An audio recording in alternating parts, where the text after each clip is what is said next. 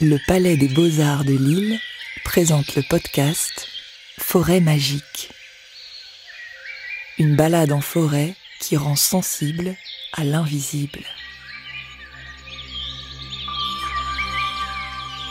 Épisode 4. Patrick Avran, psychanalyste et écrivain.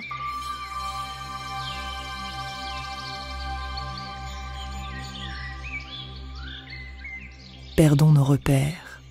Retrouvons-nous dans la forêt du ressourcement intérieur. Je suis Patrick Avran, je suis psychanalyste et écrivain. Pour moi, la forêt magique, c'est un lieu où l'on se perd plutôt. C'est-à-dire que c'est un lieu qui m'est plutôt inconnu.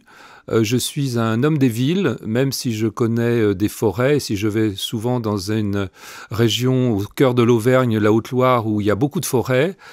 C'est un lieu où j'ai besoin de petits cailloux pour me retrouver, parce que je connais peu le nom des arbres et j'ai du mal à me promener en trouvant de quoi me repérer à l'intérieur.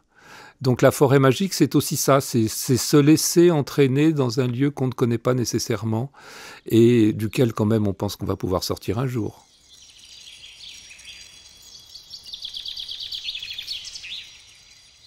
L'histoire du Petit Pousset, c'est celui du plus jeune de 7 garçons qui sont les enfants d'un bûcheron et d'une bûcheronne.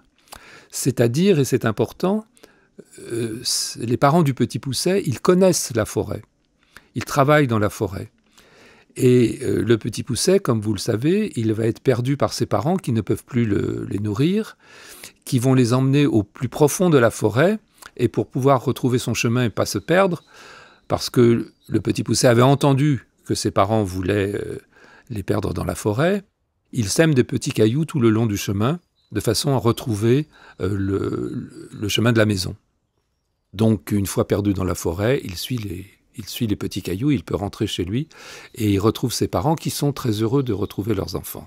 Mais la famine est à nouveau là, et à ce moment-là, la porte de la maison est fermée, donc le Petit Pousset ne peut pas aller chercher des cailloux, et il part à ce moment-là avec un morceau de pain qu'avaient donné les parents à leurs enfants, et ce sont les morceaux de pain qu'il va semer tout le long du chemin pour retrouver la façon de rentrer chez lui. Seulement, les morceaux de pain, ils sont mangés par les oiseaux. Donc le Petit Pousset et ses frères se trouvent perdus au milieu de la forêt.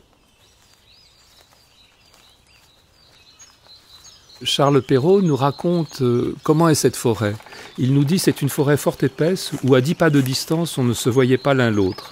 Et à ce moment-là, ils s'égarent, ils se perdent, arrive la nuit, la pluie, ils entendent les loups, ils tombent dans la boue, ils sont effrayés, ils ont froid et finalement au loin le Petit Pousset voit une lumière. Il voit une lumière et il va se diriger vers cette lumière qu'ils vont avoir du mal à voir parce qu'ils se perdent, ils montent en haut d'un arbre pour voir où elle est, ils redescendent, ils ne voient plus la lumière et finalement ils arrivent dans une maison. Et cette maison, malheureusement, c'est la maison de l'ogre. Et l'ogre, c'est un homme qui aime les petits-enfants et particulièrement le Petit Pousset et ses frères, mais il commence par rencontrer la femme de l'ogre, l'ogresse. L'ogresse va essayer de calmer son mari quand il arrive, l'ogre, en lui donnant à manger. Et finalement, le Petit Pousset va être mis avec ses frères dans la chambre des filles de l'ogre. Il y a un grand lit avec les 7 filles de l'ogre qui ont chacune une couronne sur la tête. Il y a un autre grand lit où le Petit Pousset et ses frères vont se coucher. Et le Petit Pousset, qui est quand même un garçon intelligent, comprend que l'ogre, dans la nuit, risque de venir leur couper la tête pour pouvoir les manger le lendemain. Et il échange leur chapeau contre celui des filles de l'ogre, c'est-à-dire que l'ogre, la nuit, va venir, il va voir des couronnes, il va penser que ce sont ses filles, et donc il va tuer ceux qui n'ont pas de couronne, et ça va être ses filles qu'il tue. Le Petit Pousset, le lendemain, part très loin. Il court, il fuit, l'ogre chausse ses bottes de 7 lieues, essaye de les rattraper, mais finalement, il s'endort parce qu'il est fatigué, parce que les bottes de 7 lieues, c'est quelque chose qui fatigue beaucoup. Et à ce moment-là, le petit Pousset va ruser, c'est-à-dire qu'il va prendre les bottes de l'ogre. Et il y a 2 fins dans le conte de Perrault. La première fin, c'est il retourne dans la forêt de la maison de l'ogre avec les bottes de 7 lieues en disant à l'ogresse, vous voyez, votre mari est prisonnier, l'ogre est prisonnier et ses ravisseurs demandent une rançon pour qu'il soit libéré. Alors donnez-moi tout votre argent et donnez-moi tout ce que vous avez comme richesse. Et vous voyez, l'ogre m'a donné ses bottes pour vous montrer qu'il m'envoie bien pour cela. Donc la première fin, c'est celle-là. L'ogresse donne toutes ses richesses au petit Pousset et il repart chez lui. Il retrouve ses parents, qui sont très heureux de le retrouver. Il n'a aucune animosité contre eux. La deuxième fin, c'est l'ogre va utiliser les bottes de 7 lieues pour s'en servir de façon à jouer le messager. Comme il va très vite et qu'à ce moment-là, il n'y a ni Internet, ni le téléphone, ni de portable, ni quoi que ce soit, parce qu'on est quand même au 19e siècle, les bottes de 7 lieues vont lui permettre d'amener très vite au roi le résultat de la bataille qui est en train de se passer, ou bien également, dit Charles Perrault, apporter aux dames ce que devient leurs amants, en disant que ce que devient leur mari, ça ne les intéresse pas. Et grâce à cela, le petit Pousset va faire fortune et il va acheter une charge et il va à nouveau retourner chez ses parents, ayant fait fortune grâce à son aventure dans la forêt. Alors, raconter cette histoire comme ça, il y a plusieurs choses qu'il faut comprendre. C'est que d'une part, Charles Perrault, il a vécu cela.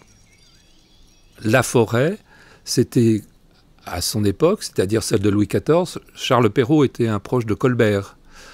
Et il connaissait les malheurs du monde à ce moment-là, et particulièrement les famines. C'était un financier, c'est pour ça qu'il y a cette fin, où le petit Pousset devient lui-même, à ce moment-là, on pourrait dire un homme d'entreprise. Mais la forêt, c'est pour le petit Pousset, dans un premier temps, le lieu auquel il ne comprend rien. S'il met des petits cailloux, c'est parce qu'il sait que ses parents vont le perdre, mais il sait aussi que ses parents connaissent la forêt, puisqu'ils sont bûcherons et bûcheronnes. Donc en suivant les petits cailloux, il va suivre la trace de ses parents. Il peut dire qu'il ne réfléchit pas. Il a des parents qui savent, on suit ce que font les parents. Mais les parents vont le perdre à nouveau, il va plus y avoir les petits cailloux, et alors à ce moment-là, commence la véritable aventure, c'est-à-dire qu'il va se confronter à la forêt, il va se confronter à ses mystères, il va se confronter à toutes les terreurs qui existent, le hurlement des loups, la pluie, la boue, tomber, enfin c'est bien raconté dans le conte de Perrault, et comme il se confronte à cela, il va réussir à s'en sortir autrement. Il va s'en sortir comment ? Eh bien, il va s'en sortir en rusant avec l'ogre. C'est-à-dire qu'il prend l'ogre à son propre piège. L'ogre, c'est un gourmand qui aime les petits-enfants. Eh bien, il va faire en sorte que l'ogre dévore non pas lui et ses frères, mais ses propres filles. Ce qui est tout à fait notable dans le conte, c'est qu'à aucun moment, les parents ne sont considérés comme de mauvais parents. Ils ne pouvaient pas nourrir leurs enfants, ils les perdent dans la forêt, on pourrait dire c'est dans l'ordre des choses. Et le petit Pousset n'est jamais en colère contre ses parents. Il fait en sorte de les sauver, il fait en sorte d'utiliser ce qu'il a appris dans son aventure forestière pour gagner de quoi manger. Et c'est ainsi que se termine le conte. Alors, la forêt dans le conte, c'est à la fois la forêt du conte. Parce que dans les forêts, pour de vrai, comme disent les enfants, les ogres, ça n'existe pas. Le même conte, à peu près structuré de la même façon, c'est celui qui a été écrit par les frères Grimm, qui est Hansel et Gretel. Hansel et Gretel, ils ont la même histoire au début, c'est-à-dire des parents bûcherons qui les perdent, et puis finalement, ils sont sauvés. À ce moment-là, ils ne vont pas dans la maison de l'ogre, mais c'est dans la maison de la sorcière, et c'est à peu près la même histoire. Donc les sorcières et les ogres, on sait que ça n'existe pas, on peut quand même penser que ça fait partie de l'imaginaire commun tout le monde. Par contre, la forêt du temps de Perrault, elle était encore plus sauvage qu'aujourd'hui. La forêt a toujours été le lieu de la sauvagerie. Hein. Le Petit Pousset, il rencontre des loups. Le loup, c'est un chien sauvage. Dans la forêt, il y a les sangliers. Les sangliers, ce sont des cochons sauvages. Avant, il y avait des lynx. Ce sont des chats sauvages. On peut même penser que la vache, son équivalent sauvage, c'est le cerf. Et puis la forêt, c'est aussi le lieu où on peut difficilement trouver à manger, on peut chasser, c'est-à-dire c'est le lieu du meurtre, de la sauvagerie, mais il faut se méfier des champignons qui risquent d'être vénéneux ou des baies qui risquent d'être toxiques. La forêt reste toujours aujourd'hui souvent un lieu de mystère. Le conte du Petit Pousset, d'une certaine façon, on pourrait dire que c'est une allégorie de la psychanalyse au sens où il s'agit dans un premier temps de partir dans un inconnu en croyant qu'on a de quoi s'y retrouver, c'est-à-dire les petits cailloux, et puis dans un deuxième temps de se laisser aller à se perdre dans l'inconnu jusqu'à retrouver au fond de soi-même le plus terrifiant, hein, c'est, par exemple être dévoré, et surtout être abandonné, se retrouver petit enfant abandonné comme le Petit Pousset au sein de la forêt. Et pouvoir se sortir de cet abandon, c'est-à-dire avoir fait le chemin qui permet à l'enfant de grandir et de se retrouver dans son monde, c'est aussi celui qui permet de devenir un adulte. La fin du conte du Petit Pousset, c'est lui qui devient, d'une certaine façon, le père de ses parents. Et la forêt a toujours cette fonction-là, c'est-à-dire le lieu qui reste celui où les règles de la société sont peut-être un peu mises à l'écart. C'est peut-être un des derniers lieux où on peut rencontrer l'imaginaire dans la réalité. C'est-à-dire que dans la forêt, on peut vivre ce que l'on vit en rêve. Se perdre dans une ville, c'est quand même un peu difficile parce qu'en général, il y a toujours quelqu'un pour vous renseigner, ou maintenant, il y a aussi des applications sur le téléphone. Dans la forêt, on peut se perdre, et dans la forêt, on peut se retrouver, et dans la forêt, il y a toute cette dimension d'être confronté à un imaginaire que l'on a l'impression d'avoir perdu ailleurs. C'est d'une certaine façon un retour dans le temps. Alors, j'ai été amené, il y a quelque temps, à écrire un livre sur les faits divers et à me pencher sur l'histoire des faits divers.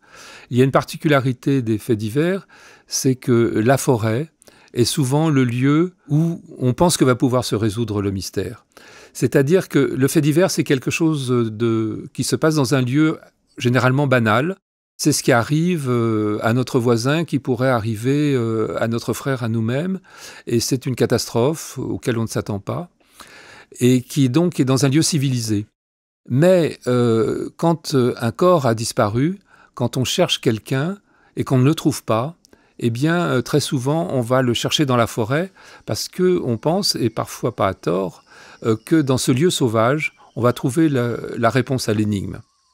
C'est donc une forêt magique au sens où on pense qu'elle peut cacher les choses, mais c'est pas la forêt elle-même qui est maléfique.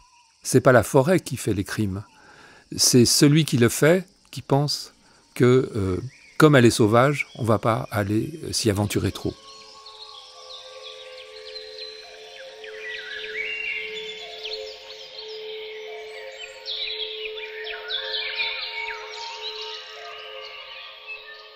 La forêt hantée, elle est hantée par tous les morts dont on n'a pas retrouvé le cadavre. C'est un peu cela, hein, les fantômes. Ce qu'on dit en général, que souvent les fantômes, ce sont ceux qui n'ont pas de sépulture. Et quand on n'a pas de sépulture, eh bien, on va là où peut-être on a été caché, et peut-être que ça peut être dans la forêt. Mais la forêt hantée, c'est aussi la forêt qui est hantée par ce que, au fond de nous-mêmes, on ne connaît pas très bien. Dans tous les lieux sauvages, on a le sentiment qu'on va pouvoir découvrir ce qui nous concerne et ce qu'on ne connaît pas nécessairement en nous-mêmes. La forêt, pour nous, la forêt magique, c'est un peu, pour un psychanalyste en tout cas, comme un rêve. Je dirais voyager dans un rêve, c'est comme se promener dans une forêt. Et pour le psychanalyste, au fond, c'est pouvoir essayer non pas de retrouver les petits cailloux qui ont été semés pour retrouver la trace des parents, mais retrouver son propre chemin à l'intérieur de la forêt. Dans un rêve, on se promène au sens où un rêve, c'est un spectacle que nous fabriquons et que nous ne connaissons pas. Mais nous sommes à la fois l'auteur et le spectateur du rêve. Et il y a tout un mystère du rêve. Il y a la magie du rêve. Et au fond, le psychanalyste, il est là aussi pour essayer de comprendre le rêve, mais il n'a pas de solution toute prête. Il n'y a pas de décryptage du rêve. Et dans cette mesure-là, se promener dans une forêt, pour celui qui n'est pas un forestier, c'est-à-dire celui qui ne connaît pas la forêt, c'est un peu se promener comme dans un rêve. C'est-à-dire qu'on essaye de comprendre, de découvrir ce qui se passe. Parfois on y arrive, parfois on n'y arrive pas. Et puis au bout d'un moment, on en sort.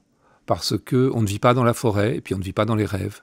Mais ce qui est important dans la forêt, c'est de savoir à la fois s'y perdre, sans nécessairement vouloir absolument suivre les chemins tracés, parce que c'est en s'y perdant qu'on s'y retrouve soi-même. Et c'est un peu ça, ce qui fait ressembler la forêt magique, je dirais, au rêve. Le meilleur moyen de découvrir la forêt, c'est de s'y perdre, et c'est comme ça qu'on peut se retrouver soi-même au sein de la forêt. C'est-à-dire, s'y perdre, ça veut dire se dire que c'est à nous-mêmes de trouver notre propre chemin.